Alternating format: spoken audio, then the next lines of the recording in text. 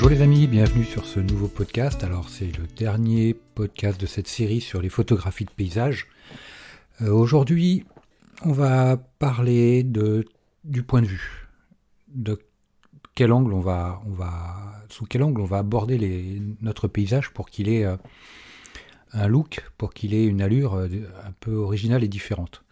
Après, bon, une fois qu'on a dit ça, on n'a rien dit, parce que c'est toujours facile de dire il n'y a qu'à Faucon. Après, sur le terrain ou dans les faits, c'est toujours c'est une autre paire de manches.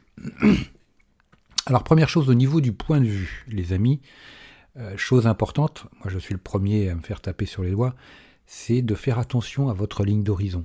C'est un petit détail, mais qui est important. Si vous n'êtes pas un adepte de la post-production, faites super gaffe à ça. Ça fait partie des choses qui sont vraiment très importantes. Alors, si vous avez du mal, comme moi, à garder une ligne d'horizon droite, moi je penche côté droit. Donc, il faut toujours que toutes mes photos sont penchées. Alors, vous avez maintenant sur les appareils photo, sur les hybrides, aujourd'hui, vous avez des niveaux électroniques qui sont dans le viseur. Donc, vous avez la possibilité de faire des photos droites. Je dirais maintenant, j'utilise ça un peu plus souvent. Je me fais violence pour utiliser mon niveau électronique dans le viseur de mon Alpha 7 III. Ou alors, vous avez la possibilité de faire apparaître dans votre viseur ou sur l'écran de votre appareil photo, si vous avez un réflexe, faire apparaître une grille. Comme ça, vous allez pouvoir caler votre horizon sur les lignes horizontales de votre grille. Vous pouvez faire apparaître la grille de la règle des tiers, comme ça. Vous pouvez aussi garder à l'esprit de faire des photos droites. Qui ne penchent pas. Alors si vous ne savez pas comment faire apparaître les grilles dans le viseur ou sur l'écran de votre appareil photo, je vous encourage à regarder la notice de votre appareil et puis de voir comment que ça se passe. Sinon, vous faites Allo Google, vous allez voir Google. Google est votre ami, comme on dit familièrement. Donc demandez-lui et vous aurez certainement la réponse à votre question. Alors au niveau du point de vue, je dirais ce qui est important, je dirais, le point de vue va vous aider, va vous permettre de vous démarquer des autres. Ça va être surtout valable sur des lieux qui sont emblématiques, des lieux habituels. Moi, je sais pour expérience sur les endroits où je suis allé. Par exemple, sur la formation 20, au niveau du passage du Gois, mon point de vue, ça a été de me mettre au ras du sol. Je me suis collé au ras des pavés du passage du Gois pour faire ma photo. Comme ça, j'avais un point de vue, je dirais, à hauteur pas de crabe, mais j'avais un point de vue différent, original sur mon passage du Gois. Il y avait un îlot de sauvetage qui est à proximité, donc on est dans un univers différent de ce qu'on peut voir d'habitude. Sur la 24, j'ai fait une photo d'éolienne en pose longue, filtre ND, où je suis presque, pas tout à fait, mais presque au pied de l'éolienne et on voit la perspective, cette éolienne qui part vers le ciel et ces nuages qui sont flous, qui courent dans le ciel et l'ombre de l'éolienne sur la blancheur des pales. C'est des points de vue qui sont un peu particuliers. Donc à chaque fois que vous arrivez sur une scène, essayez, faites le tour, regardez, observez. Ce qui est important sur un lieu donné, quand on fait de la prise de vue, de la photo de paysage, c'est si vous êtes dans un lieu touristique avec beaucoup de monde, l'astuce, elle n'est pas compliquée. C'est d'observer autour de vous et de regarder les autres photographes. Et ça va vous permettre de voir, eux, quel point de vue ils vont adopter. Où est-ce qu'ils vont se placer? Quelles photos ils vont faire? Donc, discrètement, suivez-les et reproduisez ce qu'ils font. Et une fois que vous avez fait le tour de ce que font les photographes sur le lieu, si vous ne connaissez pas ce lieu, parce que les lieux emblématiques, on les connaît. Là, par exemple, comme je vous en ai parlé déjà dans les podcasts précédents, mais Dead Horse Point, j'ai fait une photo avec un angle différent, parce qu'on voit toute la plaine, je dirais habituelle. Je l'ai faite, cette photo, évidemment, parce que je voulais la faire. Elle est incontournable, mais en même temps, j'ai fait une photo différente, là où j'avais mes buissons et mon belvédère, et beaucoup de vent le soir, alors que Dead Horse Point se fait plutôt le matin. Sur Monument Valley avec Forrest Gump Point, alors là, j'ai fait la photo au milieu de la route, au ras de la route, et en plein milieu. D'ailleurs, c'est dangereux parce que le lieu typique où on fait la photo, c'est en haut d'une côte et on voit pas trop et les gens roulent comme des dingues. Donc c'est hyper dangereux. Moi j'ai eu la chance de la faire, faut la faire le matin de bonne heure. Donc c'était des horaires, c'était du style que je dise pas de bêtises, 6 heures du matin. Donc il n'y avait pas trop de circulation, même si les gens allaient bosser, mais il faut toujours scruter. Mais comme c'est des lignes droites, ça va, on voit loin, on voit loin, donc on peut faire attention et se mettre à plat ventre au milieu de la route et on fait la photo. Parce que la plupart des mecs là-dessus ils roulent à 140, hein, donc c'est quand même vachement dangereux. Donc là, Forrest Gump Point, je me suis mis au milieu de la route, j'ai fait la photo habituelle que tout le monde fait, et en même temps, après, je me suis mis sur le côté. Et c'est là où je vous parlais des lignes de fuite, de la dynamique. J'ai fait la photo de mon school bus, de mon bus scolaire tout jaune, et j'y suis allé 2 fois. Et la deuxième fois, j'ai voulu refaire mes photos avec mes bus, mais le problème, c'est que j'avais pas percuté que c'était un dimanche matin. Donc il n'y avait pas d'école le dimanche là-bas, comme chez nous. Donc j'ai fait ceinture de mes bus. Mais bon.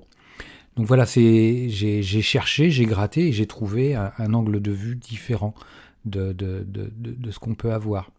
Sur la formation 18, par exemple, Chola Cactus Garden, tout le monde faisait des photos un peu, j'irais, habituelles sur ce champ-là. Moi, j'ai fait ça le matin de bonne heure, lever de soleil. Et puis j'ai eu de la chance qu'il y avait des nuages. Donc j'ai pu prendre la photo quand le soleil passait juste entre l'horizon et les nuages. Et je me suis collé au cactus. Alors là-bas, c'était un peu particulier parce que les cactus sont très agressifs. C'est des cactus qui sont très, très durs, très méchants et c'est interdit à la limite de sortir des sentiers battus. Alors pour faire de belles photos, on est obligé de sortir un peu les sentiers battus. Mais bon, il n'y avait personne à 6 heures du mat là-bas. Mais malgré tout, les cactus j'avais des Doc Martens et des chaussures assez costauds et ces cactus-là avaient des épines. Ils sont comme des espèces de bébés cactus qui tombent des cactus et qui roulent et qui viennent se coller à nous, quoi. Et j'en ai un qui s'est collé dans mes chaussures et qui m'a percé le cuir des chaussures. C'est un lieu où il est interdit de laisser les animaux de compagnie, les chiens, les chats, sans laisse parce que s'ils s'aventurent là-dedans, en plus c'est des pointes qui sont recourbées, une fois qu'elles sont piquées dans la peau par exemple, c'est très difficile à enlever. C'est très compliqué à enlever, c'est vraiment une horreur. Au niveau des points de vue, de prise de vue, vous avez par exemple, vous avez la possibilité, donc soit, comme Chola Cactus, de vous coller un peu à avoir un sujet en premier plan et avoir le paysage en arrière-plan avec toute la profondeur que l'on peut imaginer. Ensuite, vous avez la possibilité soit vous coller au ras du sol, comme je l'ai fait sur le passage du Gois, ou être au pied d'un élément très important, très haut. Ça peut être un immeuble, comme moi je l'ai fait avec les éoliennes.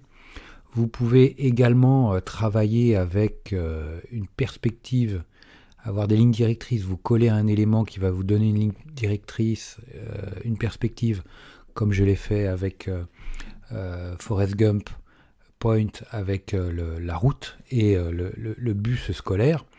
Donc vous voyez qu'il y a l'angle de prise de vue est vraiment très important. Donc il faut travailler ça, n'hésitez pas à vous déplacer. Alors comme je vous le disais, observez les autres photographes, quand vous ne connaissez pas un coin, observez les photographes, voyez où ils vont, et à la limite, reproduisez ce que eux font, et dans l'eau, voyez ce qui vous plaît, ce qui vous plaît pas. Et également, en même temps que vous observez leur déplacement, vous essayez de voir, une fois que vous avez cerné, en fonction du lieu, une fois que vous avez cerné ce qui se fait, vous pouvez déjà chercher à trouver autre chose, faire différent, voir des choses différemment. Je sais par exemple, quand on voit les photos que j'ai faites sur la formation 13, sur l'estacade du bois de la Chaise sur l'île de Noirmoutier, moi j'ai pris le parti de me coller à elle. J'en ai fait par temps de brouillard. Tout le monde va se mettre à distance de cette estacade pour l'avoir dans son ensemble. Moi j'ai fait le parti de me mettre quasiment dessous. D'avoir toujours, encore une fois, c'est des lignes directrices, c'est une perspective. On donne une dynamique à notre image. On l'a fait bouger, on l'a fait évoluer. Tout n'est que perspective et ligne directrice. Sur Monument de Valais aussi, j'ai travaillé pour faire j'ai travaillé dur pour essayer d'avoir des choses différentes. Et il y a par exemple la photo, si vous allez au Monument de Valais, c'est laquelle? Ça va être la 12, formation 12. Monument de Valais, c'est John Ford Point, c'est des endroits emblématiques, mais par exemple quand on voit la vue avec les trois mezzas, moi j'ai trouvé un buisson, alors j'ai descendu une colline, j'ai été me coller dans un buisson pour avoir mes mezzas au milieu des arbres, au milieu de mes branches, pour avoir un angle de vue différent des autres, parce que d'habitude on voit ces trois mezzas qui sont dégagés. Et moi, j'ai voulu refaire le truc, un peu le cadre dans un cadre. C'est présent dans la formation, je crois. Mais on ne le voit pas dans la présentation. Autrement, j'ai une vue où il a fallu que je sorte de la route et que je parte à l'aventure. On voit un petit arbre avec les mezzas en fond, avec toutes les herbes sèches autour. Là, c'est pareil. Il a fallu que je me balade, que je sorte un peu des sentiers battus. Donc là-bas, c'est aux États-Unis, il faut faire attention au niveau des serpents et des crotales et compagnie. Mais je dirais après, ça vaut le coup, quoi. On arrive à trouver des choses différentes, des choses originales, et trouver des angles qui sortent des cartes postales habituelles. Donc, mettez-vous à l'esprit qu'il existe des angles de vue différents. Après, rechercher l'originalité ne vous apportera pas forcément de meilleures photos. Il y a des lieux où c'est très compliqué de trouver des angles de vue différents ou novateurs. Parce qu'on peut trouver des angles de vue différents, mais qui vont pas casser trois pattes à un canard. Ça sera pas folichon. Donc souvent, sur des lieux très très connus, tout a été fait, on va dire quasiment. Et c'est très difficile de renouveler la chose. Mais à la limite, je dirais que rien n'est impossible. Donc il faut essayer. Alors, je dirais bien souvent, on peut être déçu, ce qu'on voit n'est pas satisfaisant. Mais bon, c'est pas grave, encore une fois, il faut tester, il faut essayer, il faut se remettre en question, il faut se renouveler, il faut avancer. Même si ce qu'on fait, c'est pas satisfaisant, on s'attendait à mieux, c'est pas grave, c'est ce qu'on appelle de l'expérience, on emmagasine de l'expérience, et la fois prochaine, on utilisera cette expérience pour faire mieux et réussir notre coup de cette façon-là. Voilà les amis, écoutez, si ce podcast vous a plu, moi je vous encourage à me laisser un like, moi je vous like très fort. Si vous êtes sur YouTube, abonnez-vous à la chaîne, ça me fera super plaisir. Laissez-moi un petit commentaire sympa, si vous avez des questions, n'hésitez pas à me les laisser également.